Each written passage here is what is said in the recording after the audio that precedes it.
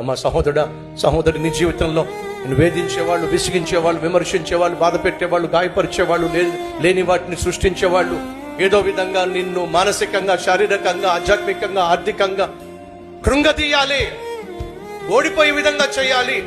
వాళ్ళు శతవిధాల ప్రయత్నం చేస్తారు. వాళ్ళ ప్రయత్నాలు వాళ్ళని చేయనివ్వండి. అని నీ పక్షమున వ్యాజ్యమాడేవాడు ఒకడున్నాడు, పోరాడేవాడు ఒకడున్నాడు.